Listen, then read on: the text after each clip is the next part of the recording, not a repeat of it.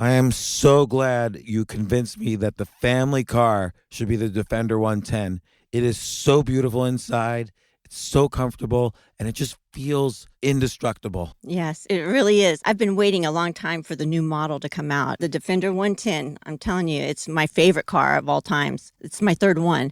You know, I have stories of going off road. The guy managed the group. He was like, "What are you doing in this beautiful car?" I'm like, "I'm going off road." He's like, "Are you sure? Because you can use one of ours." And then they look like Mad Max cars. I'm like, "No, no, no, no, we're going to do this." And he was shocked. Wow. Well, it's great because the Defender has been reimagined for 21st century adventure, and its unparalleled off road ability, as well as its robust interior, are invaluable whether you're headed towards uncharted territory or just a weekend of exploration. The Defender 110 tackles challenging surroundings with absolute confidence. The SUV conveys strength outside and in, featuring peerless technology like an intuitive driver display and an award-winning infotainment system. That's my favorite part, to keep you connected no matter where the journey takes you. Adventure is unique to everyone, and so is the Defender. Choose from the two-door Defender 90, the four-door Defender 110, or the larger Defender 130 with the ability to seat up to 8 passengers. You'll find uncompromising performance in all three. So pack up and go even further with the Defender 110. Learn more at landroverusa.com/defender. These days, we're all investors, trying to be smart with our money despite our worst impulses. But at iShares, we believe that deep down inside of every investor is a better investor.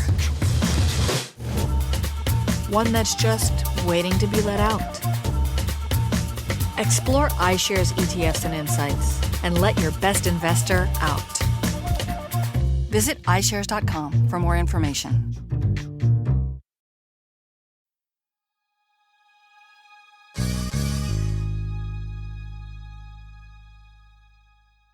Wow, it is 9/11 again. It kind of creeps up quietly because we don't really think of it. It's so long ago now, like 22 years. We don't think of it as having as much impact. But of course, there's a lot of posts, and I don't want to add to the normal social media stuff. But this is a unique take we have on it right here.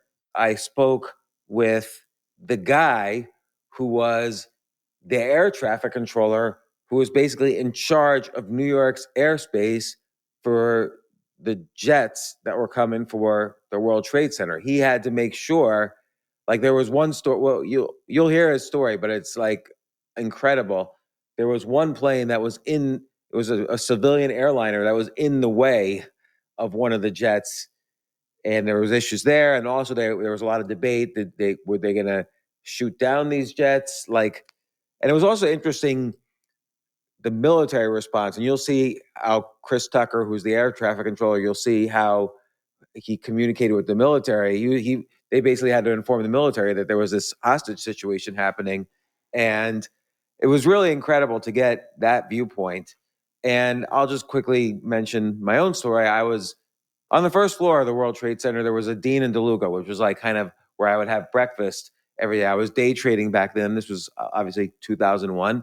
My business partner, Dan Kelly, you might remember him from the Wall Street Insane series we did. Dan Oman and I did a whole series about basically all the truly screwed up and messed up stories and things we had seen when trading and running a hedge fund and all the Wall Street stuff. And it was insane. But this was when I had first started day trading, and Dan and I would go out to breakfast every morning and discuss what our strategies would be. We usually went to the first floor of the World Trade Center, and we were walking back after eating at the World Trade Center. We were walking back, and Dan turned to me and said, "Is the president in town today?" And I'm like, "No, why?" Or I don't know. And he said, "Well, that plane looks pretty low." And it was like basically just about 500 or 600 feet higher than us. It went whoosh right over us. And then everybody on the street sort of ducked like instinctively as we saw. You could even see like the American Airlines logo. That's how low the plane was. And then it went boom. We saw the huge boom right into the World Trade Center. And at first, I mean, there's no real video of this, but at first you could sort of see part of the plane sticking out of the World Trade Center as it kind of melted into the building. And I was in complete denial. Dan instantly said, "We're being attacked." And I'm like, "No, no, no. It's okay. It's too early for anybody to be." Like, I was in this weird sort of denial. Like I said, it was too early. The plane was remote controlled and there was no one in the World Trade Center this early, even though it was like almost 9 a.m. But Dan instantly knew what was happening. I didn't believe, even after the second plane hit, we didn't see that plane. We just saw the explosion because it came in from the other side. Dan was like, see, like everybody started screaming and Dan was like, see, we're being attacked. And I'm like, no, that was just an explosion from the other one. It kind of rippled through to the next building. And he's like, no. And I didn't really believe it until the Pentagon then got hit. But of course, I lived about 3 or 4 blocks from the World Trade Center, so we instantly ran upstairs, and all sorts of things happened. I won't go into my story too much, other than to say that I'm grateful that nothing physical happened to me or my family, and of course, it was sad to watch the events unfold in real time and actually there and see the people, throwing themselves in the building, and then the black smoke that surrounded the whole area, including where we were. And in any case, much more interesting is Chris Tucker's fascinating story about what it was like to be the air traffic controller that had to handle the entire mess. He basically retired after that. But again, I will let him tell his story. Here he is, Chris Tucker. This isn't your average business podcast, and he's not your average host. This is the James Altucher Show.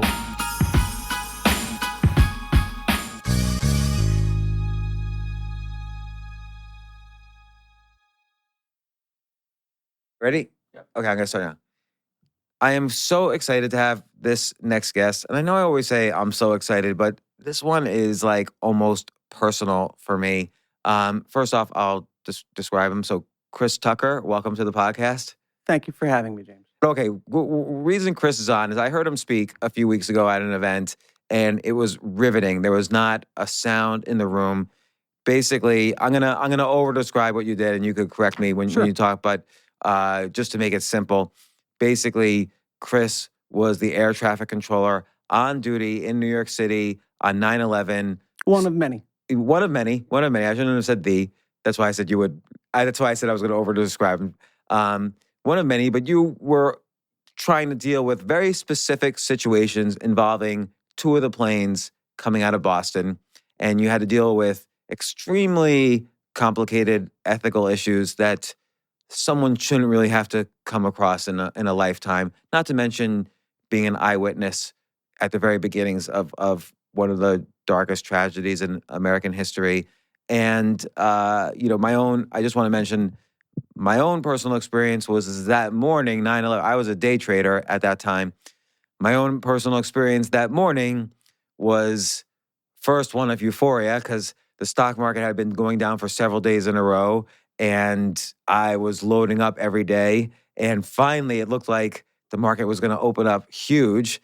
The weather, as I'm sure you've heard a million times over, it was probably one of the most beautiful weather days in New York City history. Absolutely. I was living just 2 or 3 blocks away from the World Trade Center. My business partner and I had just had breakfast at the Dean and DeLuca at the bottom of the World Trade Center. We were walking up Church Street, and he points up at the sky, and he's like, is the president coming into town? Because it looked like this huge jet was just right over us, which it was. And so he thought maybe it was Air Force One, some special thing. And then within seconds, this jet whizzed right over our heads. Everybody in the street ducked, even though it was 600 feet higher. It was still so loud and so fast. You've never seen anything like that. Never. And we literally watched, everybody saw it later on TV, but we watched the plane go right into the building. And it was weird because for a few seconds at least, the building looked kind of jagged, and like kind of the tail was, you could almost see part of the tail, and it was just, I don't know if it was melting or about to go on fire. That image I never saw on TV, the image of the seconds right afterwards. And then later, of course, we didn't see the second plane, but we saw the explosions from our side. We were on the other side of the street we were on the side that the first plane came in on. And, it never occurred to me until later that, and I never really write about this, talk about this, anything, because a lot of people, thousands and thousands of people had a much worse day than me. But just in isolation, it never occurred to me until later that not that many people have watched a plane, like a big jet plane crash, let alone 9/11. So, Right. because I was trying to figure out, I did, and it's almost cliche to say this, but I had many nightmares until about 2005, 2006. And it was almost like a classic case. Like first it was once every other day, then once every week, then once every month, then finally like once 2005, maybe twice, then one more, and that was it. And it would be either like a plane or like a tidal wave just engulfing all of New York, because there was the whole black cloud thing afterwards too. But that's my story. Your story is so intense. I would just love. Well, actually, before I ask you about 9/11, Sure. Why'd you become an air traffic controller? That's a great question. So, as we were just talking, I told you I went to the University of Oklahoma. I grew up on Long Island. I was born in Long Island. I grew up in just about 40 miles north of New York City in what is now Cortland Manor. Okay. And when I was 12, my dad worked for American Airlines, so they moved us to Tulsa, Oklahoma. So I lived in Oklahoma for 12 years, went to high school there. Was that their hub? No, but that's where they moved certain portions of their headquarters from New York. He was with Human Resources, so that's where they put him. Did he just hate that he had to move from New York City to Tulsa, Oklahoma? Absolutely, in the beginning, but it turned out to be a lovely place. New York is very New York centric. This is very, very much the center of the universe for a lot of people. And if you live in New York, nothing else really counts. And Oklahoma, flyover country in the middle of the country, it sounds like pastures and that's it. But that's not the case. I loved my time in Oklahoma, and I met some really tremendous people out there. I keep wondering, sometimes you're right. New York City is too stressful to live in. Like I love living in New York City, but I don't like that aspect. There's many cons to living in New York City. There's many cons living in New York City. And I always wonder, if I lived in a place like Oklahoma, for some reason, Kansas is always the state that comes to mind. But if I live in a place like Oklahoma, I wonder if this is just great. I'm going to read every day. I'm going to write. I'm going to take big walks. I'm just going to go to sleep early. I'm not going to worry. The cost of living is going to be so much cheaper. But here you feel like, oh no, I got to be number one at something to succeed in New York. Yeah, things definitely move at a much different pace out there. Yeah. It's definitely more relaxing. So your dad obviously had an influence on you with his airline experience. Right, and he was a pilot, and he got me interested in flying as a kid. And when I turned 22, I got my pilot's license. After I left school not knowing what I wanted to do, went on a jaunt out to California, decided that I wanted to sail across the Pacific, flew to Hawaii with a friend, found a sailboat that was coming back, sailed back to Berkeley, which was a tremendous experience all by itself. And the nice thing about being on the ocean in the middle of nowhere with nobody else around you is that you can find some clarity that for some bizarre reason is not attainable when you're in the normal world. So it's like Oklahoma cubed. Yeah, totally. And so I decided that, while I was sailing, I decided I figured out what I wanted. I wanted to learn how to fly. That's all I knew. I thought flying was the most awesome thing in the world, and I wanted to learn how to do it. So when I came back, I got a job, I worked, I saved my money, and I got my pilot's license. How long, these are random questions, but how long does it take to get a pilot's license? Anywhere between, if you really push, you can probably do it in under 2 or 3 months. For like a jet? But no, just your private pilot's license. For a jet, you probably have to go to like Embry-Riddle or flight safety, one of these schools that you get a degree while you're doing it. Okay. And it takes probably 4 years. Is that for all jets or just like airliner jets?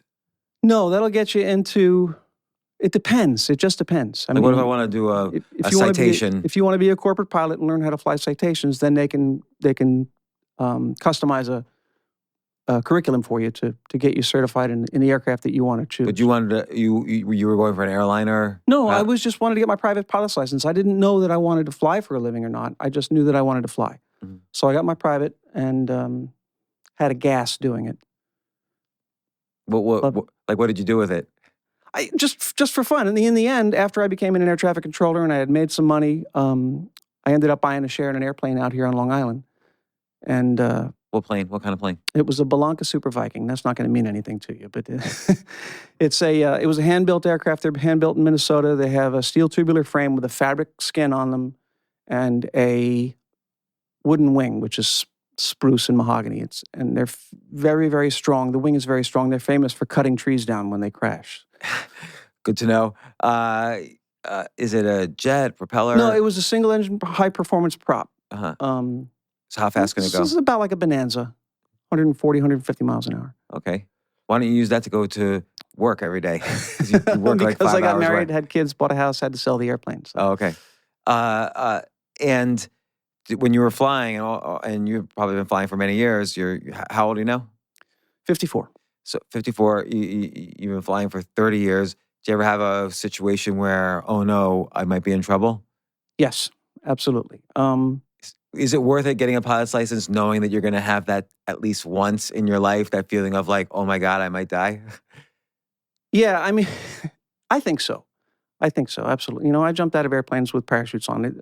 I like those kinds of high stress activities, but flying is in general very safe.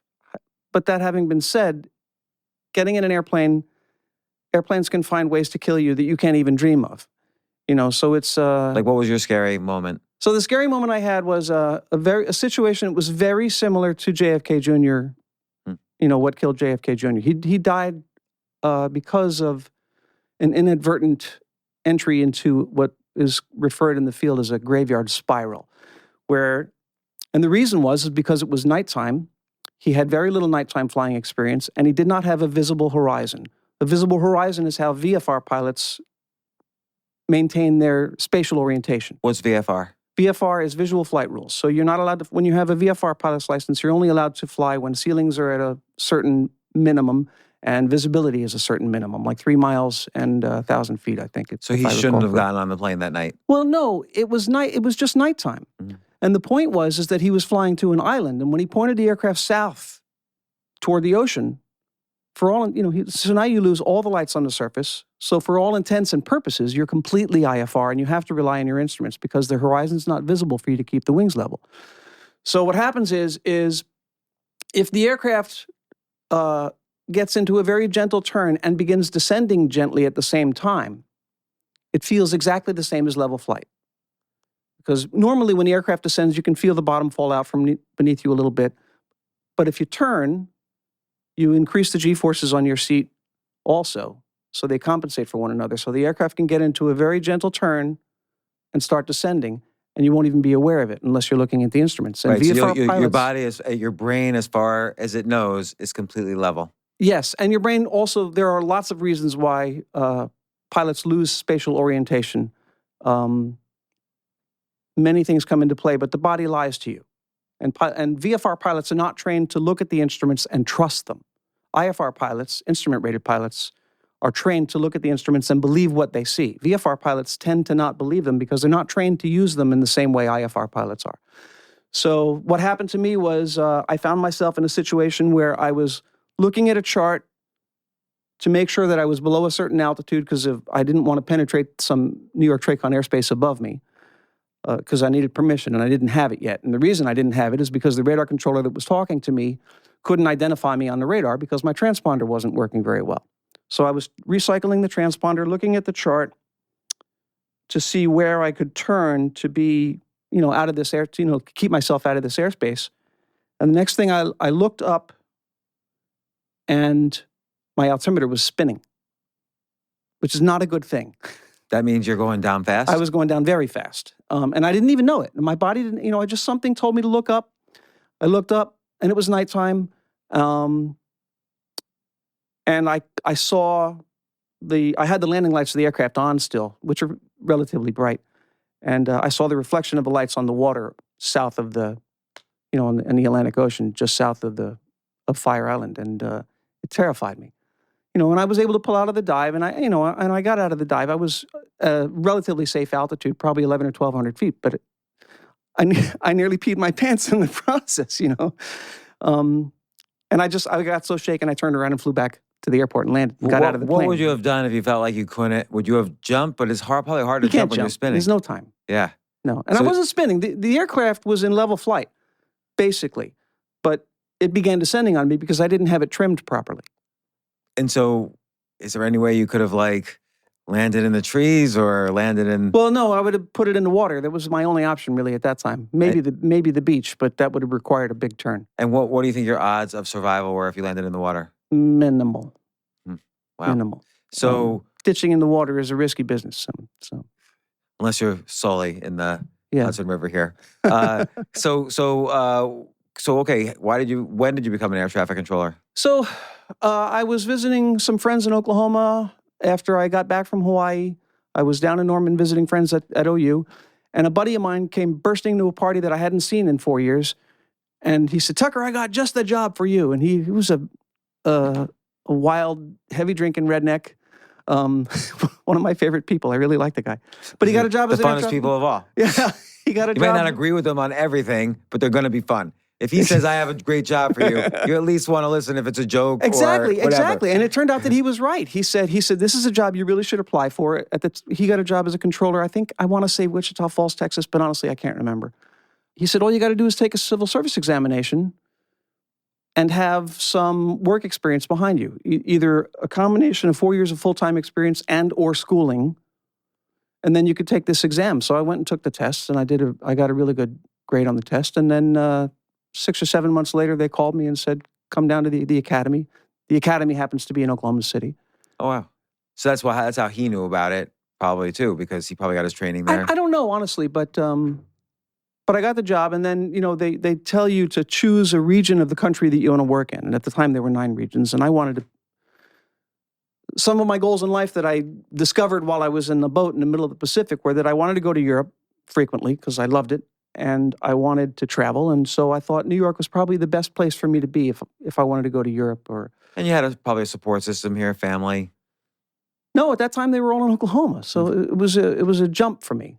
But I ended up getting a job at the New York Air Route Traffic Control Center, which is a large building out on Long Island. It sits on the entrance to the airport at Long Island MacArthur Airport. What year was this?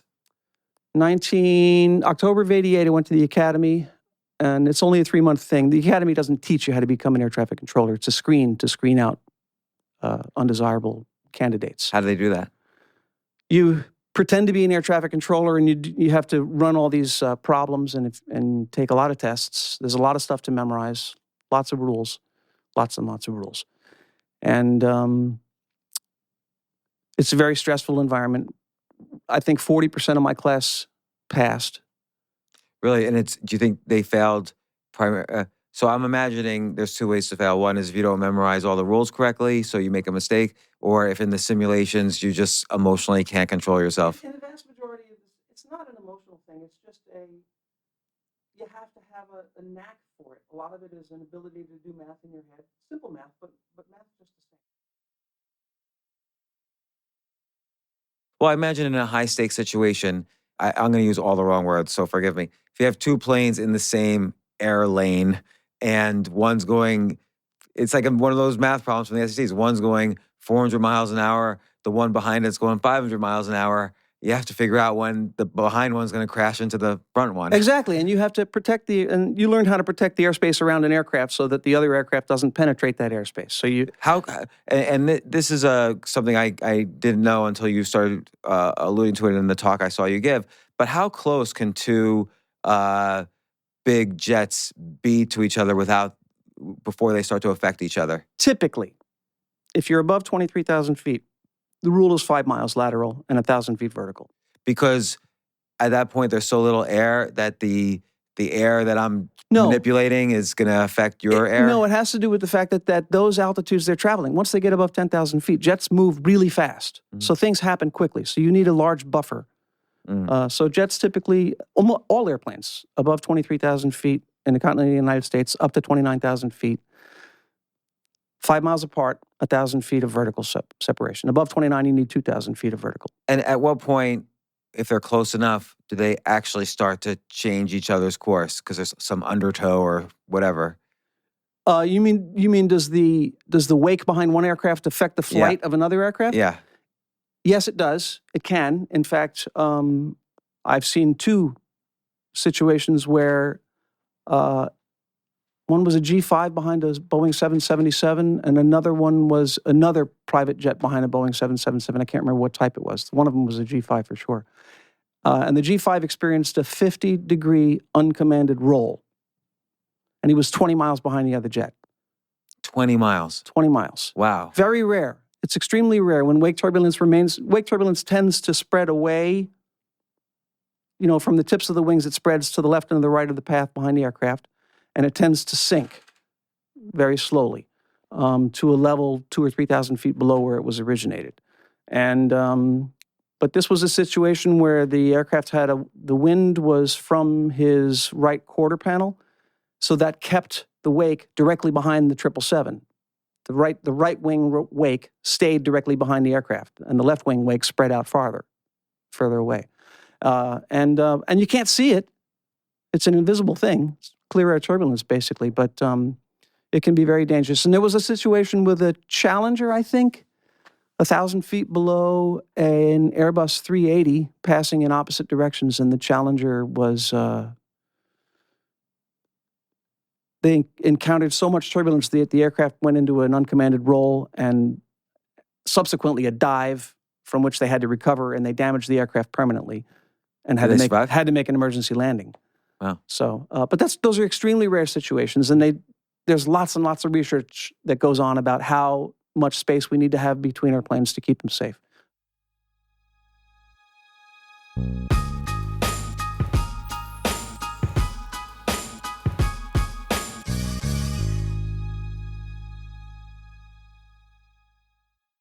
Oh my gosh, I love these clothes. Mizzen and Main, that's Mizzen and Main. It really is the most comfortable work clothes. Travel clothes. I had to travel this whole week. I'm traveling for a week and a half, and I just took Mizzen and Main clothes with me.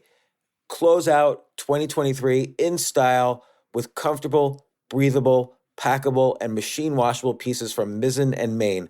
As you wrap up your year-end goals, enjoy a Mizzen and Main dress shirt that you can wear confidently. I like that they've very, very just nice, solid colors. I don't really like to get all fancy in patterns and everything, although they do have some pattern shirts, but very comfortable clothes, stretchable pants. It's just super comfortable, but they look professional, and you can wear them casually or professionally.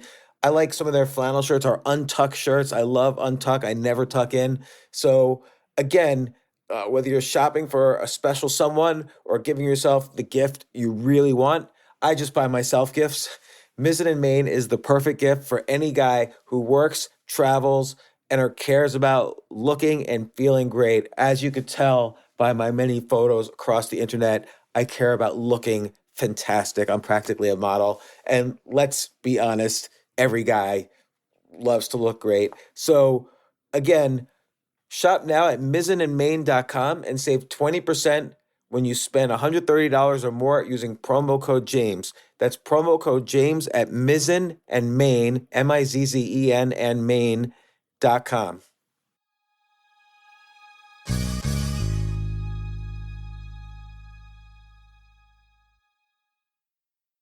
You know what I love about fantasy sports is that even though I'm not going to be a great basketball player or a baseball player or a football player or whatever, I feel like I get to participate and make decisions and use my knowledge of these different leagues or these different sports to compete. So it's like I can pick my team or I can pick my favorite players, and I could use my knowledge to make predictions and maybe even make money. So with the basketball season here, you can now pick combo projections across football and basketball from the Specials League on Prize Picks. This is a league created specifically for combo projections that include two or more players from different sports or leagues. Want to play alongside some of Prize Picks' favorite players like rapper Meek Mill and comedian Andrew Schultz, who's also been a guest on this podcast, and I've been a guest on his? You can now find community plays under the promos tab of the app to view entries for some of the biggest names in the Prize Picks community each week. Look, Prize Picks even offers a reboot policy so that your entries stay in play even if one of your players gets injured. For football and basketball games, if you have a player who exits the game in the first half and does not return in the second, that player is rebooted. Prize Picks is the only daily fantasy sports platform with an injury insurance policy. What? So I love playing it. I love anywhere where I can use analytical ability with my interests to demonstrate some skill and maybe make some money. And I like the game-like aspect. I do wish they had chess as a category on prizepicks.com, but I'll settle for what they've got.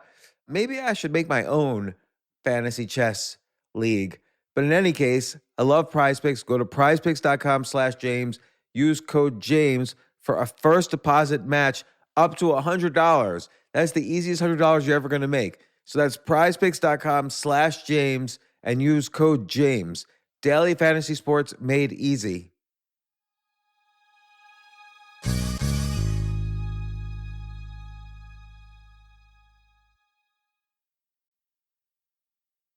So you go through the 3 months training, you're not filtered out. You're in the 40% that make it. You move to New York, and now you're kind of like apprenticing. Exactly. You become a trainee. It took me 3.5 years to become fully certified, where I was allowed to sit by myself without somebody plugged in with me and talk to airplanes alone. And so the very first day was terrifying. Really? Because then all the lives of all these people are literally at your fingertips. It's interesting. In the very beginning, when you first learn how to do it, the job is stressful for that reason, because you're responsible for other people's safety. Once you become relatively competent, because it takes a while to become competent on your own, really, it takes a solid 3 years before you can become a really decent controller. Because there's just so many experiences you have to see and situations you have to see and learn from. It's a complicated business. But after you become relatively competent, people walk up to you on the street and they say, "Oh, you're an air traffic controller." And the first thing out of their mouth is, that's a very stressful job. And to a certain extent, that's true. The job can be stressful, but not because we're responsible for other people's lives. The stress comes from the fact that when you get busy, you have a large number of decisions to make, and they stack up in like a queue in your brain. And your brain can only hold 5 or 6 of them and keep them straight. If you have 7 or 8 or 9 or 10 things that have to be done, that produces a tremendous amount of stress. Right. So what's the size of the problem here? Are you dealing with, like, at any given point in the metropolitan area, how many planes are in the air, both public and private? So I've heard this statistic, so I cannot account for its veracity. But I've heard that if you were to take a point that's kind of equidistant from Newark Airport to LaGuardia to Kennedy, right? You take that point, you draw a circle 10 miles in radius, so 20-mile diameter circle around that point, right? In that column of airspace, at any given time, there can be 300 aircraft. 300, and very few of them are in level flight. They're all climbing, descending, changing altitudes, turning. And they're going hundreds of miles about. Yeah. And some of them are passing over. Correct. Right? So there's all sorts of things happening. And then and again, I'm sorry for the naive questions, but I'm hoping it sets the setting for the 9/11 story.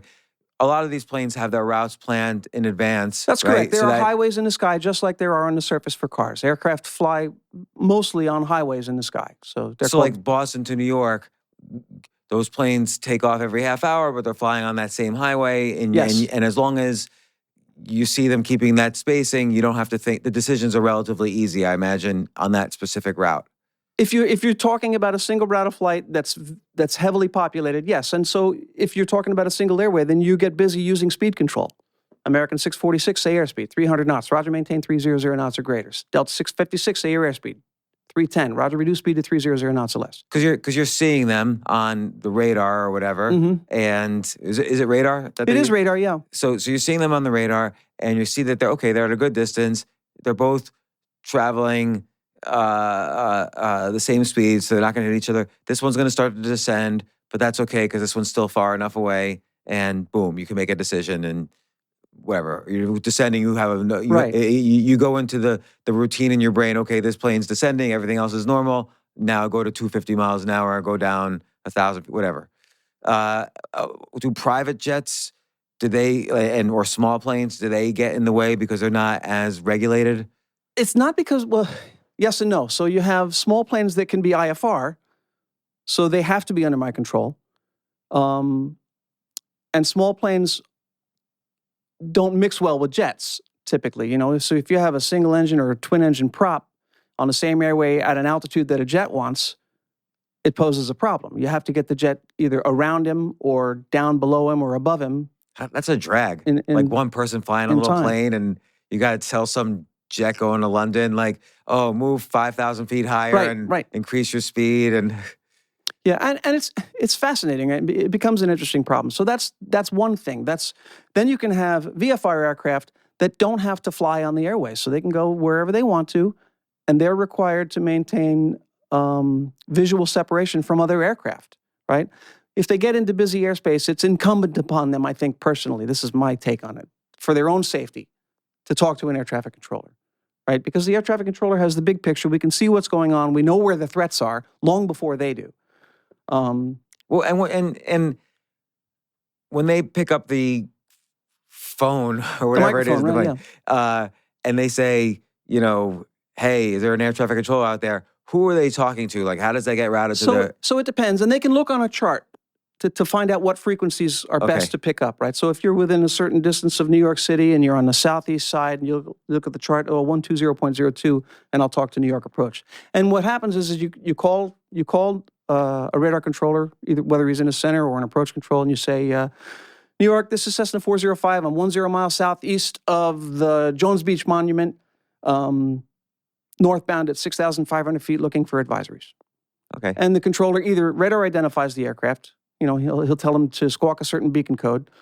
Squawk means he dials in a 4-digit number. The aircraft broadcasts that number, and the radar can see it. And so now I know, that's him, right? So I can make some keyword entries and attach the flight plan for that guy to that beacon code. So now the radar knows who he is, and it puts a full data block on the screen, and I can see who this guy is. And have you ever had one of these small planes where suddenly the pilot is like so scared of flying, like maybe it's raining and lightning and he's not used to this, and you've had to kind of like say, okay, calm down, here's what you do, we're gonna help you through this? I have not personally encountered that, but it happens on a regular basis where VFR pilots encounter IFR weather, and it's a killer. It kills people throughout the year. Yeah. Yes. It's a very dangerous situation for mostly for the reasons we talked about before, spatial disorientation. It always seems like such a cool thing. Oh, get a pilot's license. I am never going to get one. I don't need it. Whatever. But I mean, if you become confident in your own abilities, zero chance of that happening. Okay. I've never been terrified in a plane. That one time, that was the only time I really scared myself. There were other times when I was involved in a near-mid-air collision while I was talking to an air traffic controller at Republic Airport, and I was in the pattern at Republic Airport, and another aircraft entered the pattern, and he said he was approaching from the west at the same altitude I was. So the moment he said his altitude, which was the altitude I was at, I started looking out the window immediately for this other aircraft. I didn't see him, but he said he was west of the field, and I was east of the field, so I'm no threat. But the controller kept saying, "Where are you? I don't see you." So once the controller fails to identify the aircraft's location, as a pilot, if I'm paying attention to the frequency and what's going on around me and what's going on in the frequency, I became concerned because she couldn't identify the aircraft. She didn't know where he was. So I was looking, I was on what's called the downwind, which is where you're parallel to, I'm going to land on the runway here, and I'm opposite direction to the direction that I'm going to land, right? So I'm going to fly a rectangle. I'm going to go parallel to the runway, pass it a little bit. I'm going to make a right turn onto what's called the crosswind, then I'm going to make another right turn onto what's called the final. So I'm looking over my shoulder to see where the center of the runway is, because that's how you determine when you're going to pull power and start descending and apply flaps, is your location when you're passing the runway opposite direction. So I'm looking over my shoulder at the runway. I decide it's time to start pulling the power. I look up, and there's an aircraft right in front of me, coming the other way. And at the same time I looked up, the controller said, "Cessna 40 Uniform Golf, you have traffic at 12 o'clock, a half mile opposite direction." And he was not half a mile away. He was a football field away. He was very, very scary close. And we were opposite direction, and I was probably doing 80 or 90 knots. I was in a Cessna 172 at the time, and he was probably doing the same. And I just pushed the yoke forward as far as it would go and turned it as far to the right as I could, which is dangerous as hell at low altitude. But I missed him. And I didn't put the aircraft into an incredibly unstable I didn't spin it or put it into a tremendous dive. I was able to get out of the way and recover right away. Did you fight him after you both landed? No, it just happens. It's like no, not at all. rage? No, not at all. It didn't even occur to me to go talk to the guy. Okay. He just didn't. People get lost. It happens, or they say the wrong word. I'm west of the field. You're thinking the whole time I'm east of the field, but you say the word west. It just happens. Scary. So I want to get to the 9/11. Sure. I have one more question. Sure. In 1981, Ronald Reagan fired 11,345 air traffic controllers when they had a union strike. Whether he was right or wrong, I have no idea. I only looked up this statistic right before I came over here. But I guess the feeling was he'll never do that because how will people take off and land if there's no air traffic controllers? And if it takes 3 years, as you say, to train. So why did he think he could do that? And why did we, as a country, survive that? Well, it happened, like I said, I got hired in 88 and didn't start working as a controller, as a trainee in New York Center until January of 89. So it was I got there long after the strike. However, that having been said, the reason I got a job is because of the strike. They were still desperate for air traffic controllers 8 years later, so... but what did they do the day after? Well, what they do typically in any situation where staffing is a problem, right, is they put tremendous restrictions on the space that is required between aircraft. So the New York Center will say to New York Approach Control, I want 30 miles between all departures on the same airway, right? Or something, and they can be a little draconian, and passengers on airplanes suffer from stuff like that whenever large restrictions get put in place. But did the economy suffer, you think, because maybe less people wanted to fly at that point? I wouldn't be shocked at all if that was the case. Because I guess there was a recession around then, but I didn't, it was related to a whole bunch of things. I don't know how much this was a factor. That never occurred to me to think about it. That's a good question. So okay, 9/11, you wake up, you go to work. It's the most beautiful day in the world. It was awesome. It was so beautiful. The sky was so blue, I couldn't believe it. And like I told you before, when I was walking into work, I stopped. And I spent several minutes just gawking at the sky because it was so crystalline and beautiful. It was like a special day. I remember thinking that too at like 7 a.m. Like, the weather was oh my perfect. gosh, this is amazing. Yeah, and pilots and controllers refer to that as a CAVU day, ceilings and visibility unlimited, which pilots love because they can see all kinds of stuff. And when you're working in a radar facility that covers areas around New York City, you constantly hear pilots saying, wow, the city looks gorgeous today. All the time. And that's what they were doing that morning. The city looks fantastic. It's really beautiful. So, you want me to keep going? Yeah. Okay. So I went into work. I sat down. I got to work sometime between 6:30 and 7 in the morning. And forgive me, it's been so long. I don't remember the timeline or what exactly time it was when things started to happen. But I think 8:45 was the first hit. But your timeline started well before then. So in the vicinity of 8 o'clock, things start happening. So I'm sitting at a departure sector that works departures west and southwest out of New York. It's called the Yardley sector, Sector 55. So west out of New York means like if something takes off from JFK, it's probably going to like Chicago or California or... That's northwest, so different area. So if you're going to go out of Kennedy and you're going to go to Southern California, sometimes Northern California, depending on the day of the week and where the winds are. You'll come out over, you'll leave Kennedy, head for Colts Neck, New Jersey, and then Robbinsville, New Jersey, which is kind of near Trenton. Those are the names of radio aids to navigation, actually. Colts Neck is a VOR, Robbinsville is a VOR, and then they head west from there. Oh, they don't just go straight west after... No, they don't. They waste you can't time? come off the runway and just go, right? You have to have the environment has to be very structured. The way departures go, it has to be very structured so that the arrival paths and the departure paths don't conflict with one another. I see. And so that all the departure paths from multiple airports don't conflict with one another. It's like a plane takes off and like immediately gets out of the way of the plane's descending. Yeah. And so controllers, and we have, that's stuff that we know by rote. It's the departure controllers know where to put the airplanes. They have gates that they have to put them through before they get to a certain departure fix. So the departure fix for Kennedy is called Robbinsville.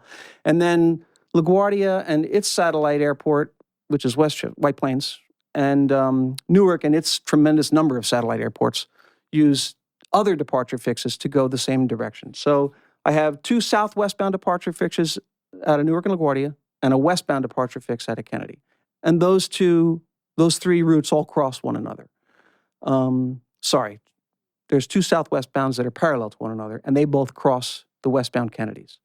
So that's a little that adds a little complication to the mix right there. That makes this sector a little more complicated. Anytime you have crossing traffic, it's a little complicated, especially when some of it's climbing and some of it's descending.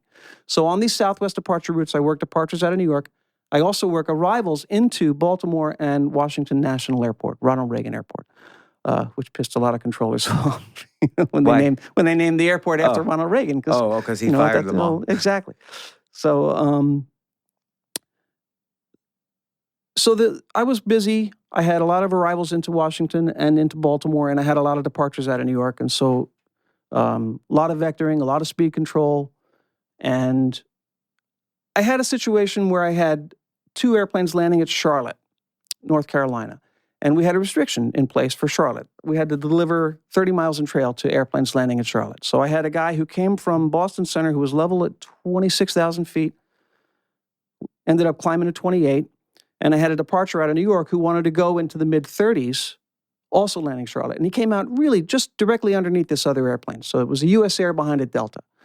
And the U.S. Air came out, and so now I have now I have a situation where I have 2 airplanes that are basically co-located, and I have to put 30 miles between them. And it's a short sector, so I got a lot of work to do.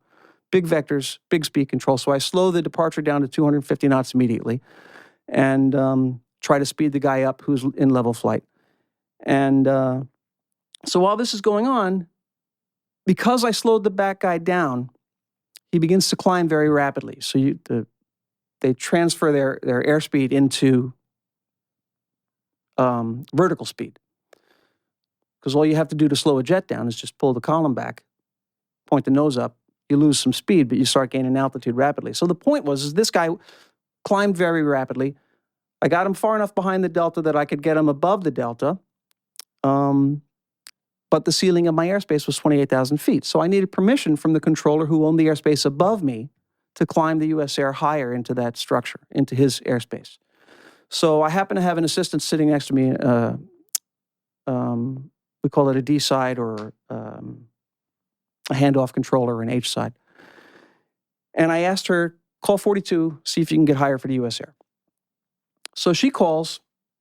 And I hear her talking while I'm busy, and I'm talking to airplanes, and I hear her talking. I can't hear what the other controller is telling her. And she hangs up the phone, and she starts laughing. And she says, he says he's got a hijack over there. He can't take the point out. Point out is what we call it when we, push another aircraft into another sector's airspace without giving them communications with the airplane. So she's laughing because she didn't believe him? Yeah, because the guy who was sitting at that sector, Sector 42, had a kind of a flair for the dramatic. But saying that it was a plane hijack, that seems like borderline illegal in such a professional capacity. Absolutely. But she didn't believe him. She didn't believe him. And I guess because also that day, I think a lot of people throughout the day experienced going into denial. Exactly. And it's central to the whole thing. Is that it was an experience that was just so far out of our realm of past experience that it couldn't possibly happen, right? So this plane that was in this upper airspace that said come out of Boston? No, this is the LaGuardia or Newark departure. I can't remember where he took off of. I want to say LaGuardia. But it was US Air 542. So he's climbing rapidly, and I had to level him off at 28,000 feet because I couldn't go any higher than that without Dave's permission. Dave was the first name of the controller who was working at 42. So we didn't believe Dave, and so she's kind of laughing. He says he's got a hijack over there. And I said, get a real controller over there, just off the cuff, because we always kid each other all the time, sort of relentlessly, actually. So, but it turned out to be true. What had happened is Dave had accepted the handoff on a flight coming from Boston Center, who had departed Boston and was headed for the West Coast. It was American 11. And the Boston Center controller called him and said, look, we think American 11's been hijacked. Keep an eye on him, and I'll get back. Why did they think that? There was some talk on the frequency. I think the hijackers accidentally keyed the mic up, and you could hear over the frequency, or I couldn't, but the controllers and the other pilots who were on the Boston Center frequency at that time heard one of the hijackers broadcasting inadvertently over the frequency, saying things like "stay in your seats, everything's going to be okay," that kind of crap. So they were pretty sure, but officially they were saying correct. We didn't know for sure, but the Boston Center controller picked up on it right away and thought, "Look, I think this guy's a hijack." So then you get things that confirm that right away. If the IFR aircraft that air traffic controllers are talking to don't do anything unless we tell them to, right? They're not allowed to turn. They're not allowed to change their altitude. They're not allowed to change their speed without permission, within a certain amount of reason. Anyway, so then the American Airlines aircraft, they turned the transponder off. Big no-no. What's the transponder? The transponder is the device in the aircraft that broadcasts that 4-digit code that tells us, okay, I told that guy to squawk 4055. That must be American 11 or whatever his beacon code was at that time. We call it a beacon code. And when we instruct the aircraft to set it, we use the word squawk. So we'll tell, if I need an aircraft to change his beacon code, because maybe I have 2 airplanes on the same code, which happens occasionally, you tell the aircraft, reset your transponder, squawk 4053. Or whatever the number is going to be. And the computer will assign it for you. So anyway, they had turned off his transponder. So now that changes some things. Now we can't see the altitude that the aircraft was broadcasting anymore. So now even with radar? Because there are 2 kinds of radar. There's primary radar, which is normally what you think of when you think of radar, where the antenna sends out a radio signal, it bounces off an object, and that signal is returned to the antenna, and it calculates how far away it is based on the time it took, how much rotation took place between when the signal was sent and when it was received. So that's called primary radar, or reflective radar. Then there's something called secondary radar or beacon radar, and it's attached to the same antenna. There's a device on the antenna called an interrogator that sends out a signal, and then when it hits an aircraft that has an operating transponder, the transponder responds to that signal. It responds to that interrogation. It broadcasts its 4-digit code, and some transponders are capable of broadcasting the aircraft's altitude. We call that mode C. And then there's all kinds of new stuff now that airplanes can broadcast to us through radar and through other surveillance systems. But at the time, the important point is that we could no longer see his altitude. So when it changed, the target that we were looking at changed. The presentation of the target changes shape. So now we can see what we believe is American 11. We see a very strong primary target because the radar is pretty good. It saw the target, no problem. When I get to low altitude and there's ground clutter or you have lots of precipitation or temperature changes in the air, then the radar can get a little iffy. But we had perfect radar target on the guy. We still believed that the target we were looking at was American 11.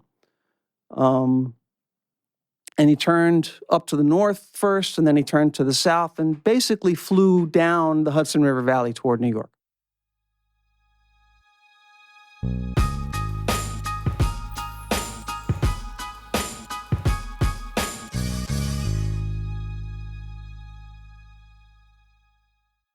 The future of learning is definitely online. Like, it's such BS that you have to spend $200,000 or take $200,000 in loans and go to some fancy school when it's useless. It doesn't guarantee you a job. Most employers, including me, do not care about degrees or grades or anything like that. We want to care that you love what you're doing, that you know what you're doing, in some cases that you have experience or that you're willing to learn. But people in general love learning and are curious. Like, the key to success is curiosity. And I think masterclass.com is the perfect model for online learning. I'm really happy they're sponsoring this episode. If you're going to give a gift, give the gift of learning. Masterclass makes a meaningful gift this season for you and anyone on your list, because both of you can learn from the best to become your best, from leadership to effective communication to cooking.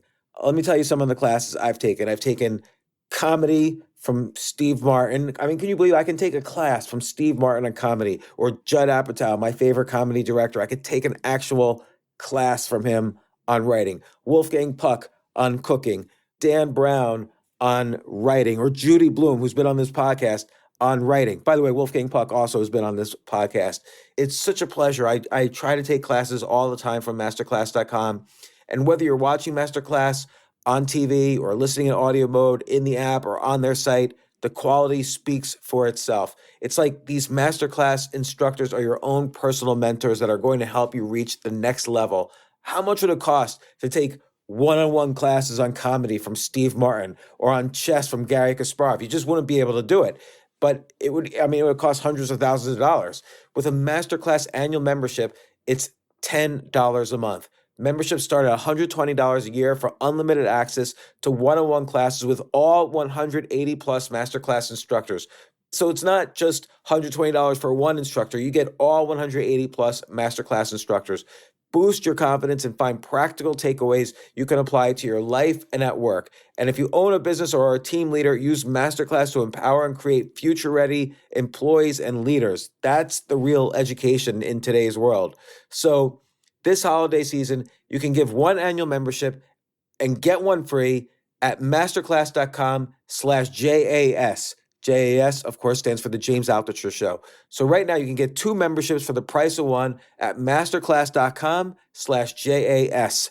Masterclass.com/JAS. Offer terms apply.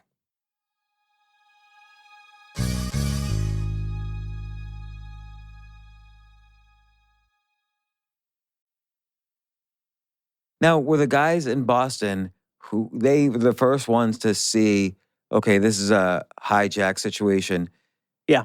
Was there anything else they could do? Like, I'm assuming they alerted the military immediately. Could the military have just flown a plane right into that plane or do something? But, it's tough for me to say what the military could possibly have done.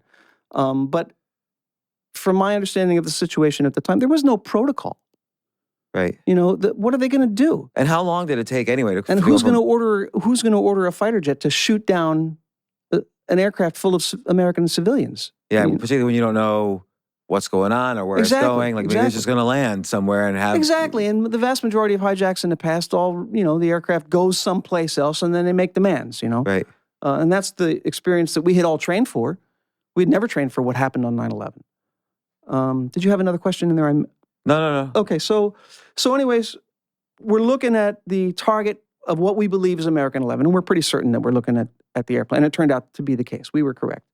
And so I was no longer busy at this time now. Once the American starts heading southbound, we knew we had a hijack at that point. Once the transponder turned off and the guy turned, the controllers in Boston Center were absolutely sure they had a hijack. And somewhere in there, one of the flight attendants on board American 11 had called American Airlines, had called their operating base and told them that the aircraft had been hijacked and they had murdered the pilots. And I think a passenger as well.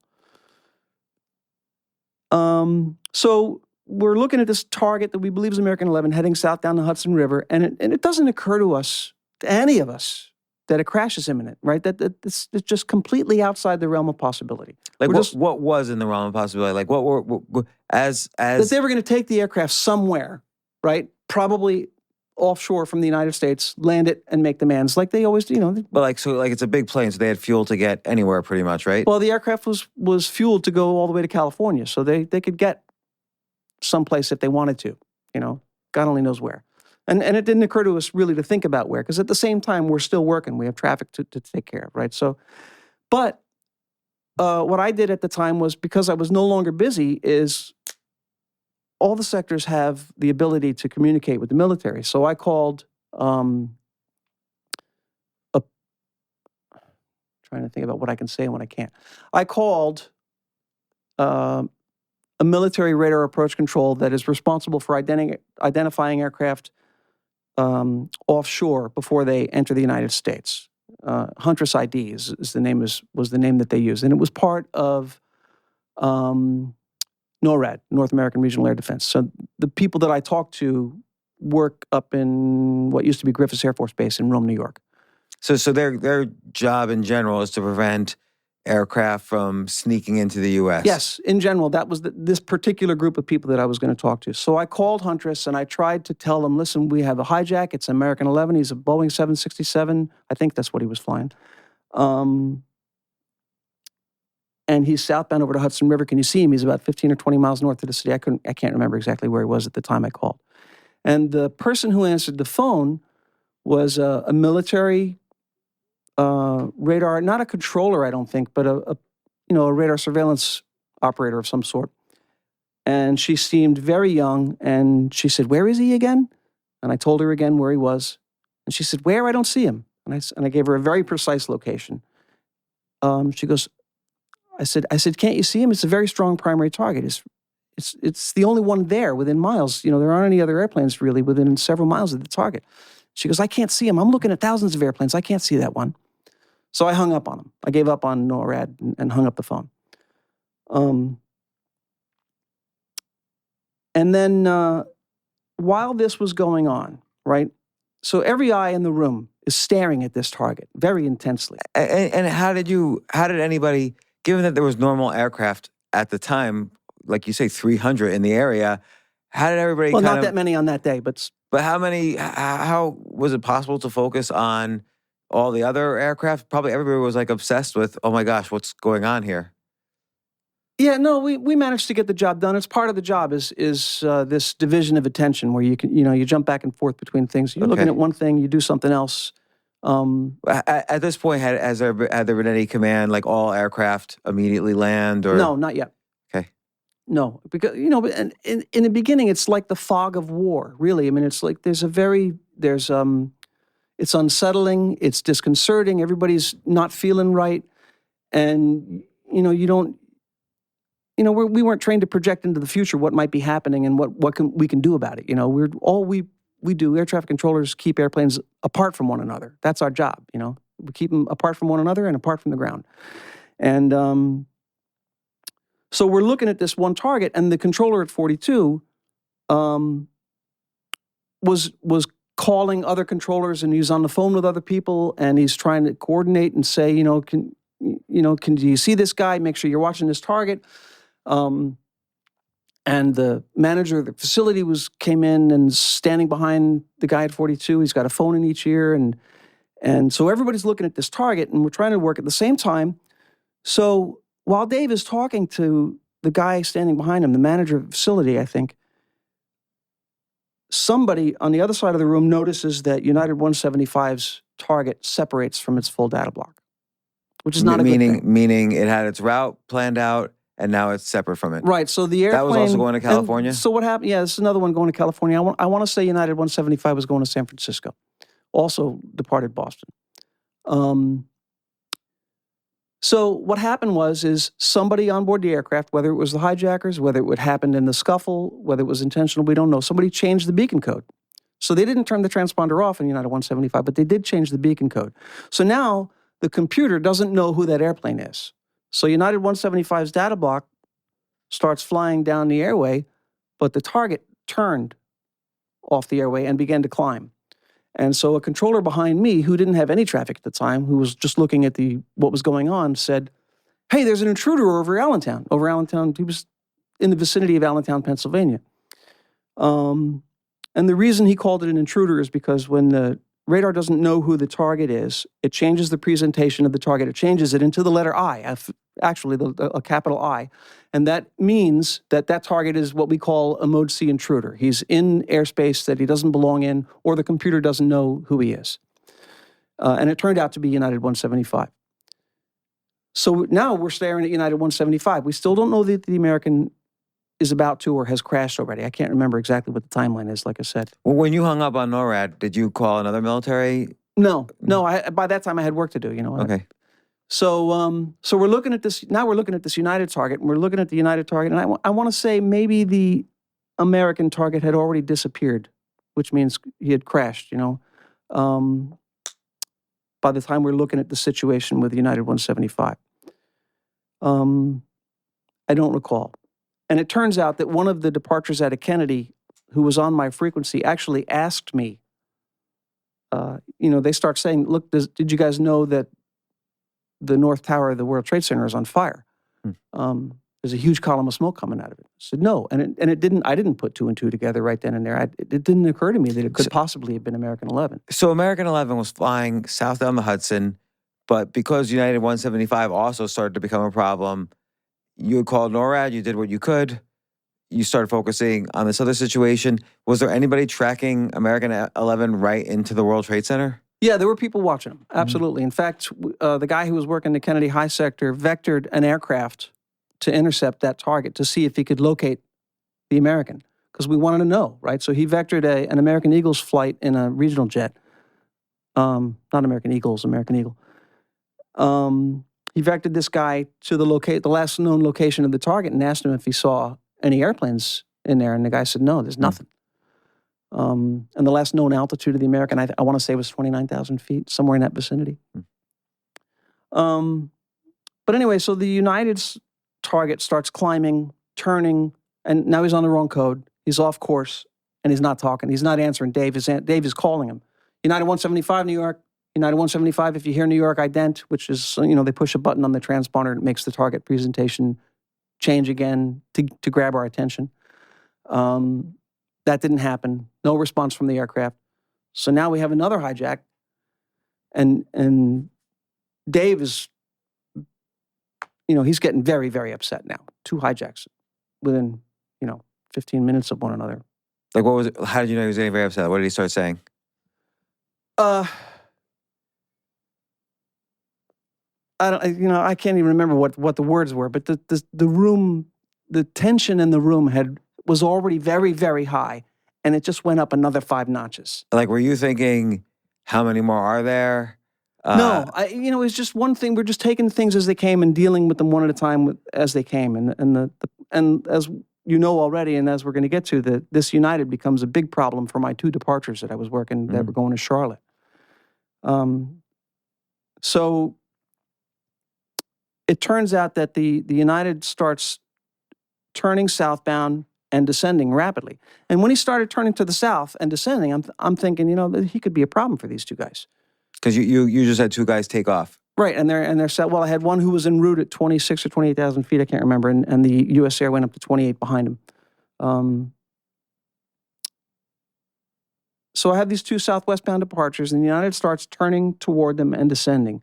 Now I'm getting really worried. Now I'm trying to formulate a plan. What am I going to do? If I descend these guys, are they going to get under him? Is he going to descend rapidly and beat them down? If I climb them, can I climb them? I can't climb them. Dave's busy. I can't talk to him right now. I can't penetrate his airspace. I mean, push comes to shove. I can do whatever I want if there aren't any targets around.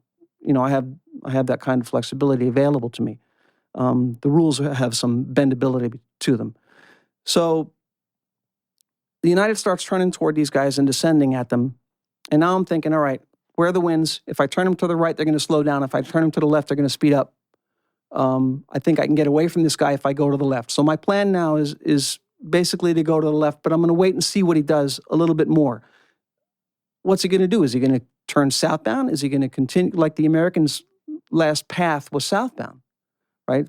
Or is he going to turn toward the city? Is he in emergency? Is he not a hijack? Is this guy just have serious problems? He needs to land the airplane. So we were all hoping that was the case. We really were thinking, maybe this guy has a serious issue he's trying to deal with. He can't talk to us. He's just trying to get the airplane down and put it on the ground. So he starts turning toward New York City. Now, and as he turns from south to southeast, now he's a real threat to my 2. He's definitely a threat. There's no question about it. So I start telling my 2 airplanes about his presence. Delta 2511, you have traffic at 1 o'clock and 15 miles southbound. We believe it's a hijacked Boeing 767 with United colors. You can, and then I gave him permission to take evasive action. I said, if this guy becomes a problem for you, do whatever you need to do to miss him. Could he see on his radar? He didn't see him. And then I called the traffic to the U.S. Air behind the Delta, and I was so worked up, and the frequency was getting a little garbled because other people are trying to talk. When the U.S. Air responded to the traffic call that I gave him, he said, "Is that the guy we're following?" And at the time, I might have responded affirmative because I didn't hear exactly what he said.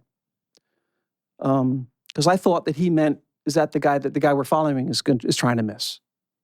2 different things completely. Yeah.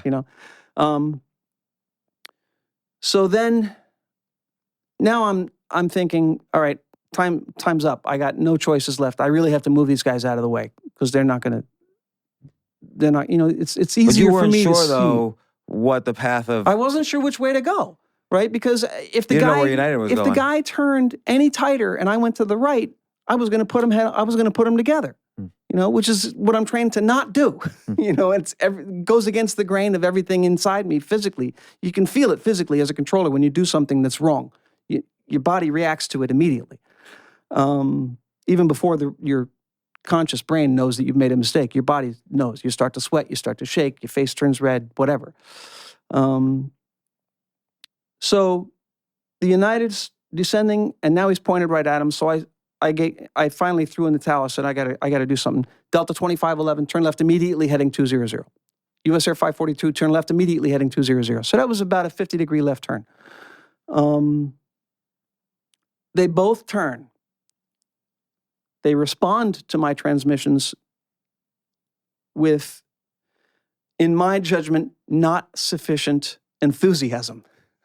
The Delta responded very nonchalantly to the instruction because we don't tell airplanes, we don't use the word immediately when we give aircraft instructions. If we do, they can do things that hurt people in the airplane, right? If I tell an aircraft to climb immediately and somebody's standing up, they're going to the floor. And if the aircraft climbs sufficiently rapidly, anybody who's standing up is going to be on the floor. If I tell an aircraft to descend rapidly from level flight and he pushes the nose over very fast, people who are not belted in are going to be hitting the ceiling.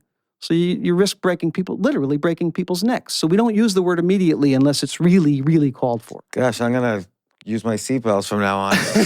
Yeah. I never do. Right. Yeah, if you're not seated, and another story altogether, I had a situation with severe turbulence where a passenger was hurt because they actually flew up, hit the ceiling, and then got slammed back down into the floor. But anyway, so I turned the airplanes to the left, and now I'm not a very religious guy, but I was basically praying that what I had done was going to be the correct thing. And unfortunately... But even in random chance, okay, so you don't know where the United is exactly, right? Or you see it No, I see him on the radar. I know exactly where he is. Air is big. Was there...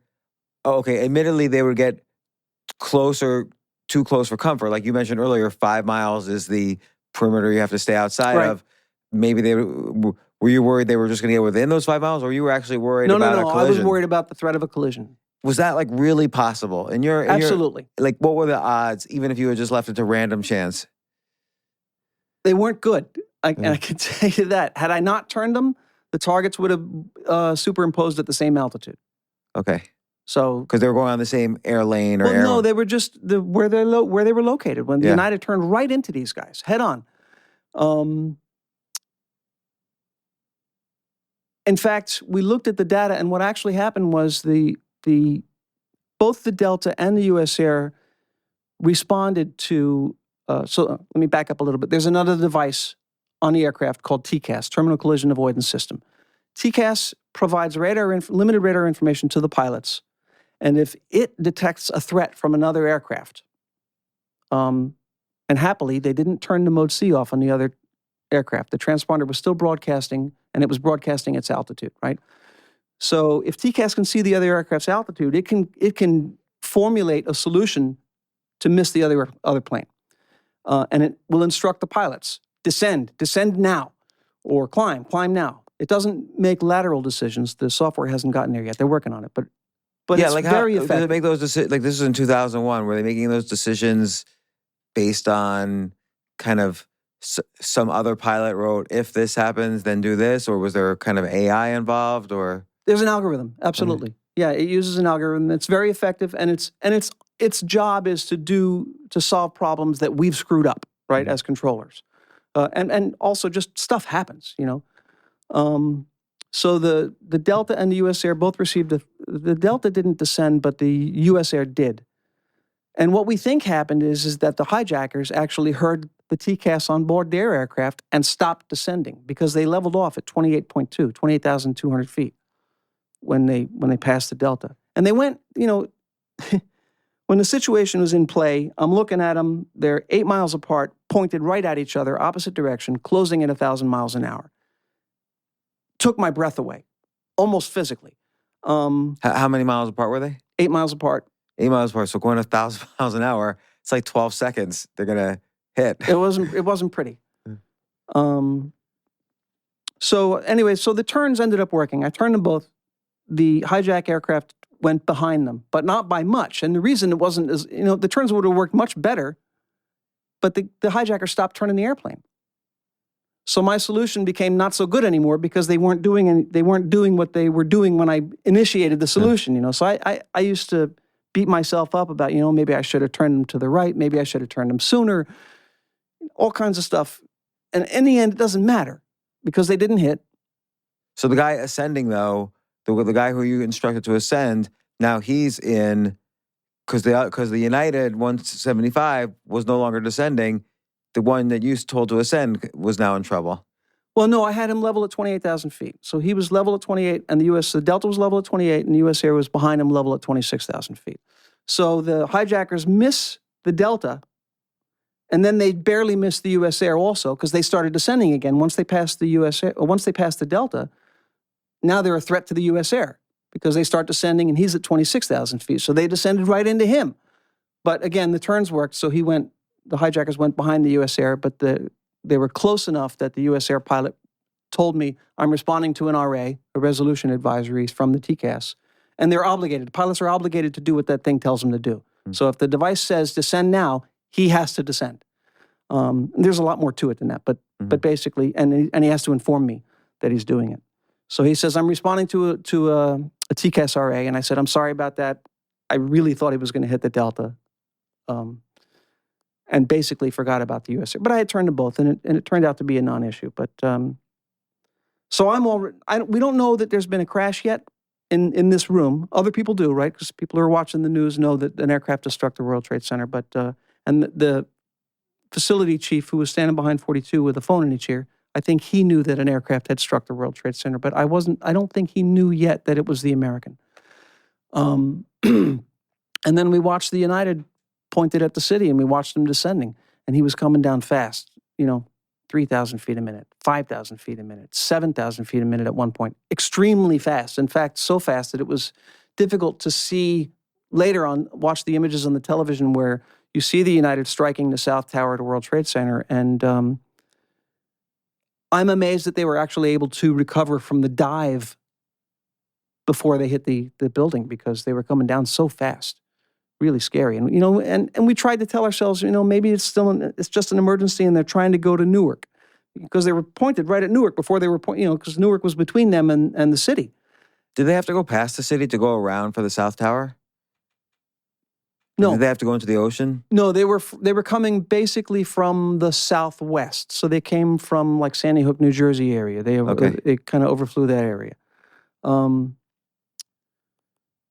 But they had to turn the aircraft violently because they weren't pointed right at the building. So that at the end, you see the aircraft in a very, very steep turn when it impacts the building, and that's because they weren't aiming properly beforehand. Not as easy to fly an airplane that's doing 700 miles an hour over the ground as you might think. Yeah, I can't imagine actually. Like, how do you going 700 miles an hour and you're just a few miles away, hitting? While on the one hand, I can understand the concept of landing on a runway because you're slowing down, you're descending, you're on a route. But hitting a target at that speed seems difficult. Like, okay, and this is a weird question, but on a scale of 0 to 10, would you say these guys were good pilots? No, absolutely not. But you don't have to be that good a pilot to just point the thing. You grab the steering wheel, the yoke in an aircraft or the control column, and you point it. That's all they had to do. No. But they picked the right day. The visibility was perfect. Right. If they were going to do it, that was the day. But anyway, so we watched the United descending, and one of the controllers says maybe he's trying to get to the 4s at Newark, meaning there are 2 runway number 4 at Newark, 4 left and 4 right. So maybe he's trying to hit one of the 4s at Newark. And the guy behind me, who's also a former commercial pilot, said, no, he's coming down too fast. He's going too fast. There's no way he's going to make Newark. He's going in, meaning he's going to crash. And somebody said, no, maybe he's going to go to LaGuardia, which is on the other side. It was directly opposite of the World Trade Center, it was kind of a line, Newark, World Trade Center, LaGuardia. Right. So maybe he's trying to get to LaGuardia. And the guy behind me again, he says, no, he's coming down too hard. And we watched. And the radar targets update every 12 seconds.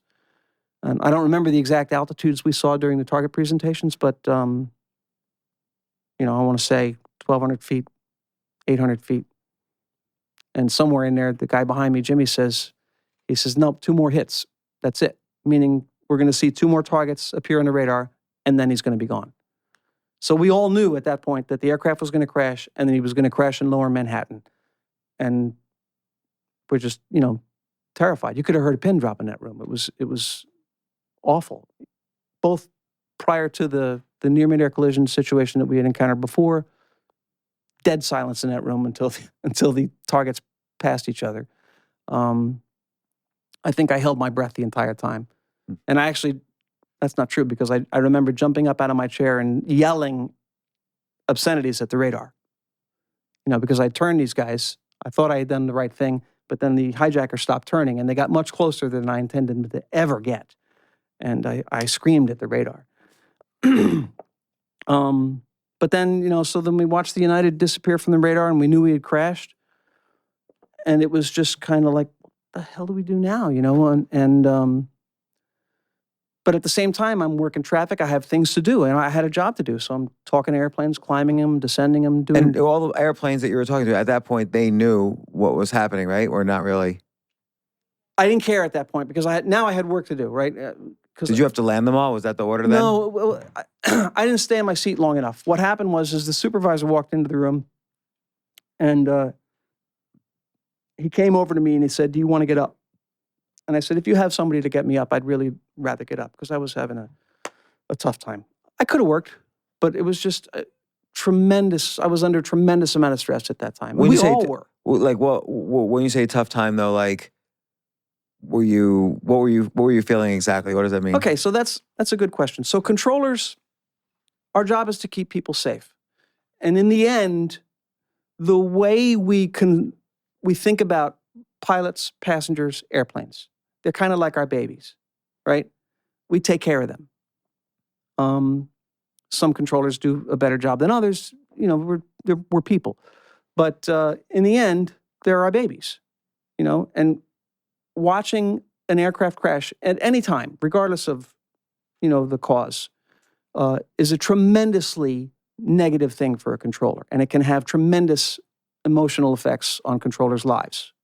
I don't know if you remember the crash in Sioux City, Iowa, where the DC-10 crashed and then flew off into the cornfield, or didn't fly off, but crashed near the runway and then skidded down into a cornfield, and a lot of people died. I met the controller who was working that day, and it ruined his life. He became a raging alcoholic, couldn't get the images out of his skull, straight PTSD. So in the room, we were having a very difficult time coming to terms with what had just happened. And my voice was cracking. I'm talking to airplanes, and tears were streaming down my face, because I knew everybody on that aircraft had just perished. And God only knows how many people on the ground. We didn't know it was the World Trade Center. We didn't know where the aircraft had crashed. I just knew it was lower Manhattan. And you were too busy to just yell out, "Hey, what happened to that plane?" Or no, we knew what happened. But you knew it had crashed. But when did you know it was World Trade Center? Within a few minutes, because the chief and the deputy were standing behind 42 when the near mid-air collision happened, and they watched. And as the United descended toward New York City, the chief sent the deputy into the cafeteria to go look at the television, to look at CNN. So that the deputy walked into the cafeteria seconds before the United hit the World Trade Center, and he knew it was going to happen. He actually said to the people next to him, "There's another one coming." And seconds later, you saw the images of the United crashing into the World Trade Center. So, and then he came back and reported, and he had a phone too, and so we knew within seconds of the United where he had crashed. But did you start telling planes then this is what happened, or you're just kind of like, no, you're not allowed? You don't want to. No, it's just that you don't want to transfer that stress to the pilots. They got enough to worry about already. So just backing up 1 second. At one point, right before you called NORAD, you said you had to figure out what you were allowed to tell me, what you couldn't. What not I don't want you to tell me what you weren't allowed to tell me. No, but, there's really nothing there. It's just I just wanted to pause for a minute and think about what I was going to say. Okay, all right. I just wondered if there was some other. No, there's no top secret stuff. Nothing. No, controllers don't even have to have secret clearance. So the military, it sounds like they were not even really involved at all in the It half turns hour. out that they were deeply involved, but not the person that I talked to. Okay. They were aware of the situation. As soon as Boston Center became aware of it, they were made aware of it right away. But there's nothing they could really do. No, I don't think so. Unless they sent a missile. Listen, even if we had airborne fighters over New York City that just happened to be there, let's just take that as a hypothetical case, right? You got airborne fighters who happen to be in the vicinity of New York City who are in a position to maybe respond to this situation. What are they going to do? There was no protocol. There's there's nobody that can order them to shoot down the civilian aircraft, and nobody that will. So let's look at it first from the military's point of view. Let's say they knew, yes, these two planes are definitely heading to the World Trade Center. Let's say they knew 100% chance these two planes are going to hit the World Trade Center. Do you think they would have had the capability, and do you think they would have made the decision to at least to send missiles to shoot down the plane? No, absolutely not. Because the person who gave that order would have been vilified for the rest of their lives.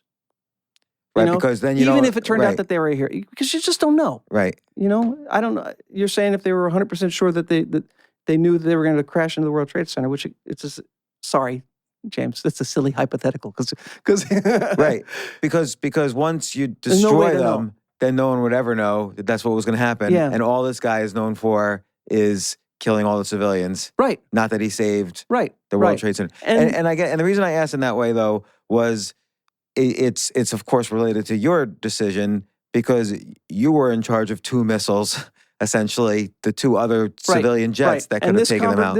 The conversation that you're about to have with me came up several times after the situation happened. And what you're going to say, in my mind, I'm seeing you, I think that you're going to say, listen, Chris, what if they had actually hit in the air, right? You would have saved all the people in the World Trade Center. One of the towers wouldn't have collapsed. A lot of people on the ground wouldn't have died. Some more people on that other aircraft would have perished. But it would have been a different situation altogether. And my answer to that is that's not even something that, as an air traffic controller, that I could possibly contemplate. Right. Allowing two airplanes close enough together to hit. It goes against everything I'm trained to do so much that it actually makes me sick right now thinking about it. And it's also just because it sounds like your job during the day, I don't want to simplify it too much, but simplifying it for abstraction's sake. No, of course. Your job during the day is like a video game, right? That's exactly what it is. So there's that's not a simplification. It's exactly what it is. It's just like a video game, and we win every day. Right. And so for me to say, okay, well, here's a video game that you've played a million times. Suddenly, it's not Pac-Man anymore. It's Pac-Man, and by the way, this asteroid ship is also in there. Yeah. And one of the Pac-Men have to run into the asteroid. Like, it almost doesn't make any sense. So that on that level. And the other, maybe another way to view it is, if someone's playing Pac-Man, they try to win the game. An abstract way to think of it is, I better lose this game so I could do something else with my time. That also would not. It's abstracting outside of the video game, which you would never do. Absolutely not. No question. And when I say it's like a video game, I don't mean to reduce the seriousness of the job, right? We know. Right. We know what we're responsible for, controllers, but we do actually view the situation because it's you're doing the same thing as a video game. You take actions that have responses that you see play out on the screen. It's just like a video game. It really is. So what happened at this point? Were you aware at all of the people who crashed in Pennsylvania and the people who crashed into the Pentagon? No, we did not know yet. But so a lot of us were sequestered in a room. And they made us recount our experience on a tape recorder. And you did that for cover your ass reasons or for intelligence reasons? I think that the FAA at that time, all large bureaucracies engage in cover your ass behavior at all times. But I think at that time they were thinking, listen, there's going to be a tremendous criminal investigation. We're going to have to get as much evidence as we can. And it turned out that listening to us, some people were bawling. They were in tears, So it was passing the microphone around and giving your version of what just happened. And it turned out that people were making mistakes. And, we were already diverging from the facts of the situation. And they didn't need this tape recording we were making. They had all the data they needed. We had the radar data. We have all the radio frequency data recorded. So it turned out to be a non-thing. But one of the things I wanted to say was that, so I don't remember how long after 9/11 had happened, but a friend of mine says, listen, Chris, I have a friend who's a reporter for a newspaper in Hartford, Connecticut, the Current. He'd really like to talk to you. Would you do that? And so I did, and I talked to him, and he interviewed me on the phone. We had a really, really fascinating conversation. It lasted several hours. And so he wrote an article, and a week or two later, he calls me back. And he says, Chris, I have a strange request. He says, I have a reader who wants to talk to you. Who's that? He says, well, he was a passenger on the Delta that you vectored to miss the United. And he wants to call you and say thank you for saving his life. And so I said, yeah, give him my number. Let him call me. So the guy calls me. He turns out he's some sort of circuit court judge up in Connecticut. And again, fascinating guy. We had a great conversation. He and I talked for hours. And I think that conversation with him is what really inoculated me against the effects of PTSD. It was a kind of a watershed moment for me. He and I were both in tears on the phone. It was really special. Did he, when he was on the plane, did he sense that something was going on when they veered to the right, or? Nope. No, not at all. It wasn't until he read the article in the newspaper that he found out, he discovered that he was in an incident with one of the hijacked aircraft. And in those 3 or 4 months before then, did you have some kind of PTSD? So this is also an interesting question for me personally, because so I took some time off right away, which, controllers... Like the next day you didn't show up? Yeah, you can take traumatic leave. I don't know what they call it now, but at the time that's what it was called. So I planned on taking a few days off. I didn't know how many, there wasn't anything to do anyway. We grounded every aircraft in the country for 3 days. The only airplanes in the sky were jets, military jets. Was that hard, by the way, bringing all the planes down? No, not for me, because I didn't do it. Right. I got up the supervisor asked me if I wanted to get up, and I said, yeah, and I got up out of my chair. So other controllers were there to do, and yes, it was a lot of work. A lot of the work involved just convincing the pilots that they had to land. They didn't believe it,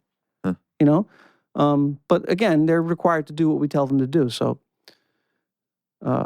But I wasn't there for that. But anyway, so I took a few days off from work. It ended up being about 2 weeks. And I happened to think to myself, it would probably be a good idea for me to go see a shrink. So I went and saw a psychiatrist.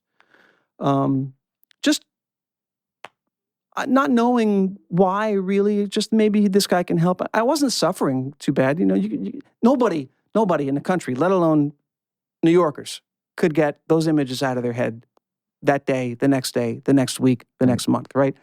So I saw a psychiatrist, and I spent some time with my family, spent some time with friends.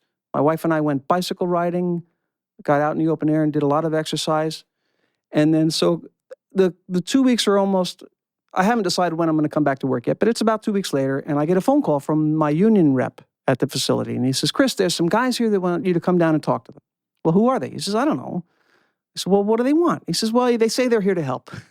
So, they're from the government, so how could they not be?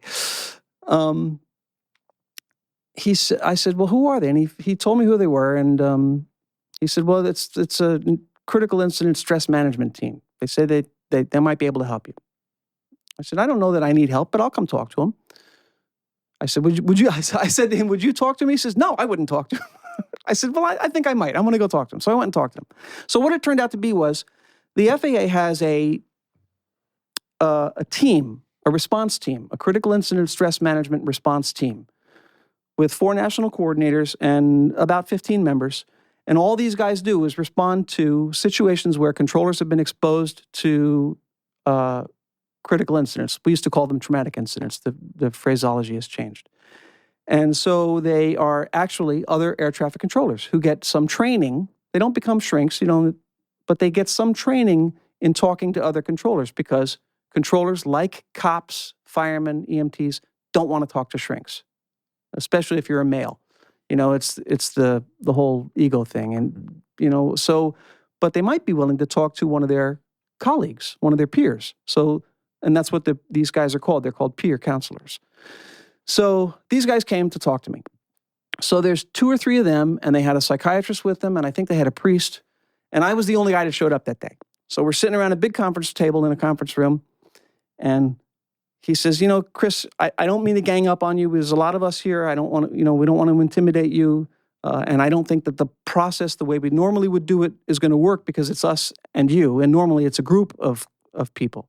He says, so why don't we just talk? Let's just talk about what happened. So I relayed to them the events of that day as I saw them. And then he said, okay, what are you doing now? What have you been doing for the past couple of weeks? And I told him, I said, I went and I saw a psychiatrist. I went and I got a lot of exercise. I felt like I just needed to move. I went running. I went bicycle riding. Spent a lot of close time with my wife and my baby daughter at the time. Sorry, my wife was pregnant. Baby daughter wasn't born for a month. And he says, it's funny that you say that, because it seems like, and I said, I'm not watching the TV. I haven't seen the TV at all since that day. And he says, it's funny you say that. He says, because you just listed several of the things that we were going to instruct you to do, right? And he says, it sounds to me like you're already doing the things that we were going to help you learn how to do. I really think you should be on this team.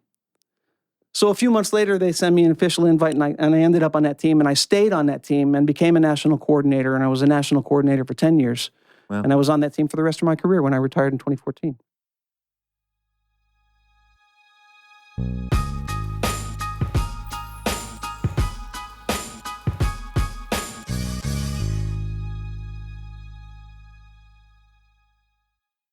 This is such a valuable service for all business owners. Big businesses, small businesses, doesn't matter. I wish I had this in the many different businesses that I've started. Sometimes it seems like your business is humming, but then suddenly you don't understand it. You're starting to fall behind. You're not understanding where your costs are, where your revenues are, where your payments are. Teams are buried in all sorts of BS work, and you can't seem to close the books. So you need one dashboard, one source of truth. I'm jealous of this business, NetSuite from Oracle, of course, NetSuite by Oracle. I wish I'd come up with this idea. It's a brilliant concept to have all your business intelligence on one dashboard. This is why you need to know these 3 numbers: 37,000, 25, and 1. So 37,000, that's the number of businesses which have upgraded to NetSuite by Oracle. NetSuite is the #1 cloud financial system, streamlining accounting, financial management, inventory, HR, and more. 25. NetSuite turns 25 this year. That's 25 years of helping businesses do more with less, close their books in days, not weeks, and drive down costs. 1, because your business is one of a kind. So you get a customized solution for all of your key performance indicators, your KPIs, in one efficient system with one source of truth. Manage risk, get reliable forecasts, and improve margins. Everything you need to grow, all in one place. So right now, download NetSuite's popular KPI checklist designed to give you consistently excellent performance, absolutely free, at netsuite.com/James. That's netsuite.com/James to get your own KPI checklist. netsuite.com/James.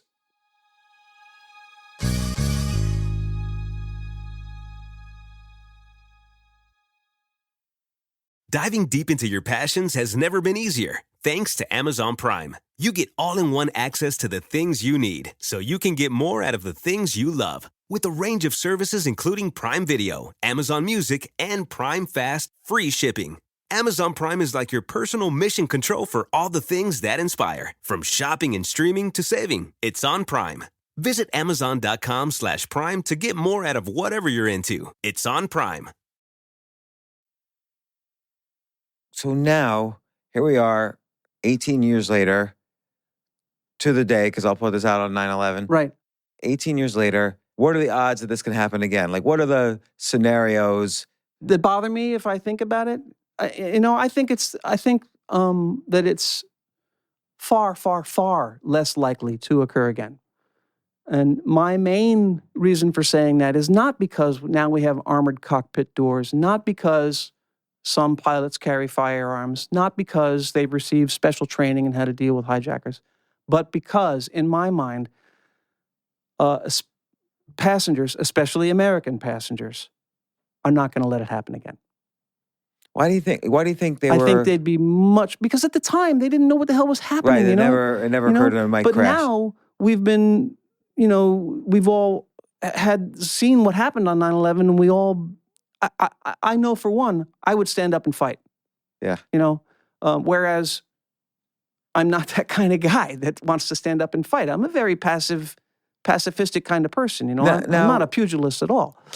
But certainly the terrorists or whoever the hijackers now would have different resources as well. So they could have plastic machine guns that made it through. Right. God only knows what the hell's out there now. So they could just kill all the passengers and then, I don't know, break through the door somehow. But I just don't think it's nearly as likely. And also there are other things happening under the covers that you and I are not aware of, right?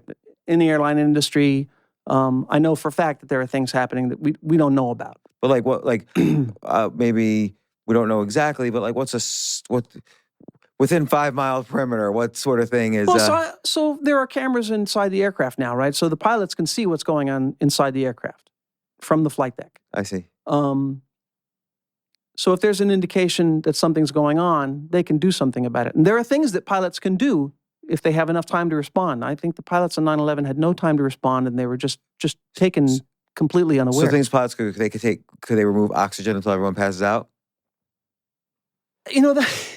That is an absolute possibility. Whether that's something that the airlines have thought of, I'm sure somebody's thought of it. But no, what the immediate thing that a pilot can do is move the aircraft in such a way that you can't stand up anymore.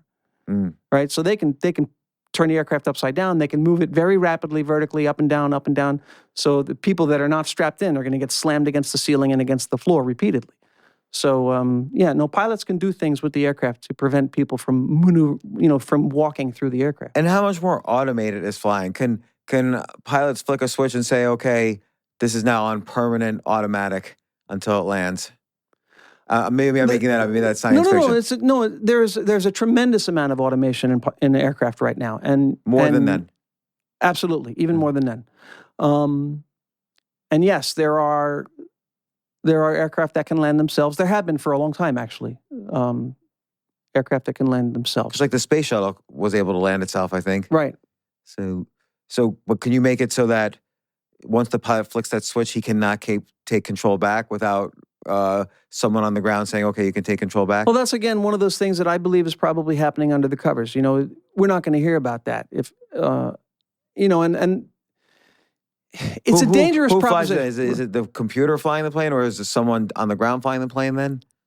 Well, I think it's a dangerous proposition to think about having an aircraft that is capable of being taken over by somebody on the ground, right? Because there's a potential risk there, right? Of that the link between the aircraft and whoever's controlling it being perpetrated by somebody. But I could penetrate. It could be sort of a two-factor verification, right. So on the plane, I have to first signal first. I want to be taken over. Because pilot sees the hijackers in the back, and then it's not the ground initiating it. The pilot's still in control. So there's another scenario where the hijackers are in control and the ground takes over. And so that's much more dangerous. I think it's a very reasonable assumption to believe that there are people out there who are working on solutions like that. And it wouldn't surprise me a bit if that's out there and if it's already installed in airplanes. On a smaller level, And there are also, I'm sorry, real quick, there are also, you could also make it so that the aircraft itself says, listen, I don't like what you're doing with the airplane. I'm not going to listen to you anymore. So the aircraft can disconnect itself from inputs from the from the control column. And the aircraft might have some mode, or, you could create a situation technologically where the aircraft says, we're done. I'm going to go land the plane somewhere safe, right? And not let the pilots have any more input whatsoever into the flight of the aircraft. So given that there's so many technological solutions and there's marshals on the planes, why do you think we have such a backlog in the airports with the TSA and, I got to take my shoes off? And I'm not complaining if this is truly saving lives, but is it, or is it just reactive? Like someone has a bomb in their shoes, so now we have to take their shoes off. I don't know. I think some of it's definitely reactive, but I mean, it's would you say 18 laters now? It's 18 years later now. So, what was the incident in Queens in September, a month or two later? Right. American 57 that crashed in Far Rockaway. Was that a hijack? No, absolutely not. Okay, definitely not. No. It was a combination of really poor aircraft design and training. So the vertical stabilizer separated from the aircraft because the pilot who was flying the aircraft at the time moved the rudder full extension to one side, then the other, and back to the other side. So he was basically whipping the tail around like a whip, and it flipped the vertical stabilizer right off the aircraft. Why was he doing that? Because they encountered the wake turbulence behind a 747, another very heavy aircraft in front of them, and he was.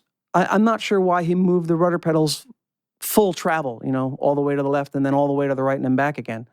But there are actually rudder travel limits on most airplanes. At certain speeds, you can't move the rudder a certain amount. At high speeds, you don't want the rudder to be able to move very much at all. Right? If you move it too much, you can do very bad things to the airplane, like lose the tail. Why the rudder limitations weren't in place, I don't know.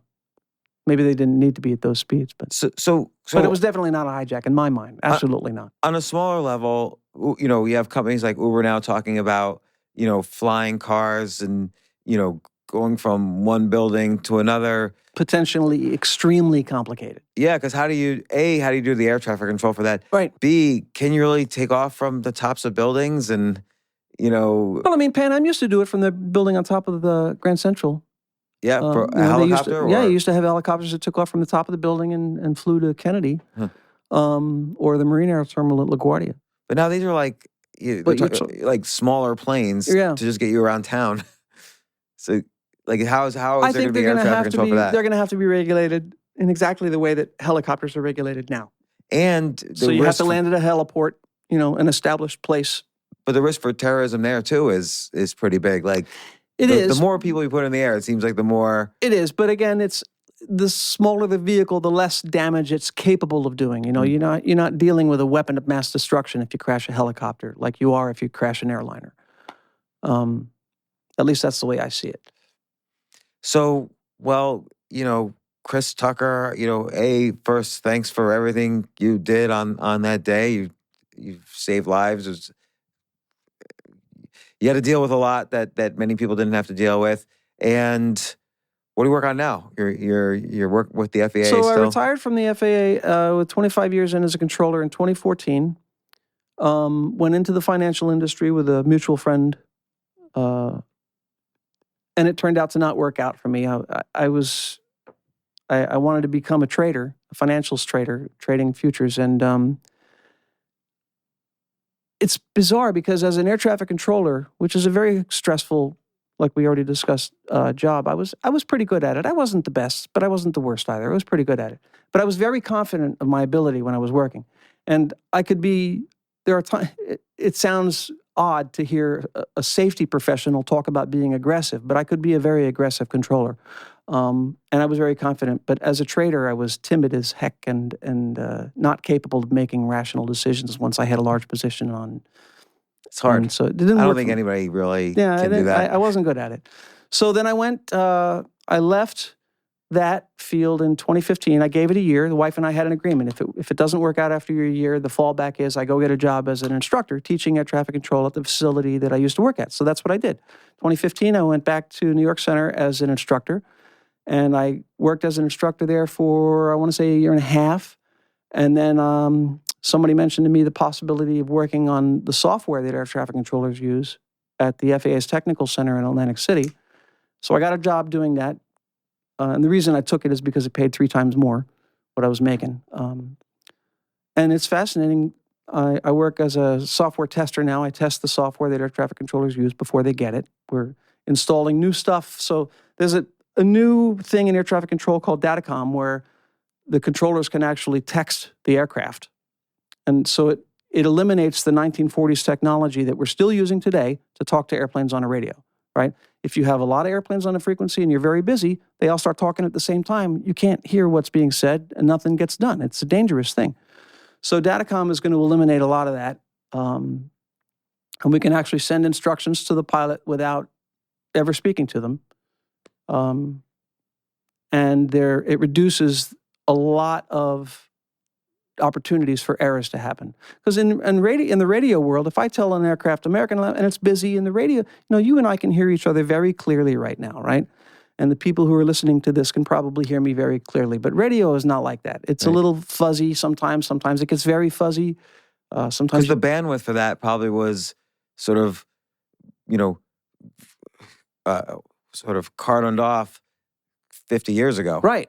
So it's still the same band. Same thing with phone calls. And so, if you have a situation where I give an aircraft who has a similar sounding call sign and instruction, and another aircraft who has a call sign that's very similar to that one hears it, he might respond instead of the aircraft I instructed. That happens relatively frequently. You hear missed readbacks where you instruct an aircraft to descend and maintain 1000. Roger, descend and maintain 10,000. The guy reads back 10 instead of 11. That's a bad thing. I stopped them at 11 for a reason. There's probably traffic at 10. So those kinds of errors should be basically eliminated with the use of Datacom. So that'll be cool. So I guess, final question, why is the only time I ever want tomato juice when I'm flying on a plane? I have no idea, dude. But I hear that from a lot of people, like everybody on a plane, and the fact that they even offer tomato juice on a plane and they don't offer it anywhere else in the world except when you're flying. What's the deal with tomato juice and being at high altitudes? I can't help you, man. I don't know. And is the air significantly different between first class and coach that you're breathing? I don't think so, but I don't know. No, I don't think so. All right. Well, Chris Tucker, sorry to end with such naive questions. It's always these questions I wanted to know. But again, thank you for everything you did on 9/11. It was certainly the most terrifying day of my life, and hearing your story. Well, like the rest of the people I work with, we will just tell you that I was just doing my job. And that's true. I mean, we were just all there doing our jobs. So, and the portion that I had to deal with had a relatively happy outcome for a certain small group of people. Horrible day, but it could have been even worse for me. Yeah. And it wasn't. All right, well, thanks for coming on the show. My pleasure, James. Thank you.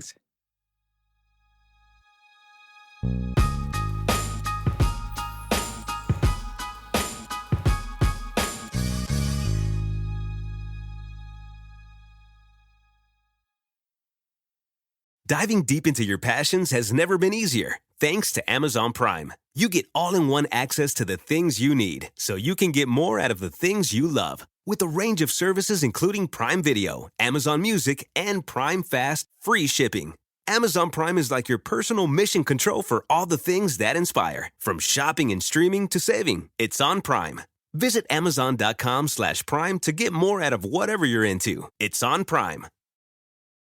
Are you ready to take control of your future and be your own boss? At Neighborly, we'll help you go into business for yourself, but not by yourself. As a Neighborly franchise owner, you'll join a community with thousands of passionate and experienced entrepreneurs. With 19 franchise brands providing a variety of home service needs, you'll benefit from decades of established systems and support. Learn more about Neighborly franchising by downloading your free guide at go.nbly.com/podcast.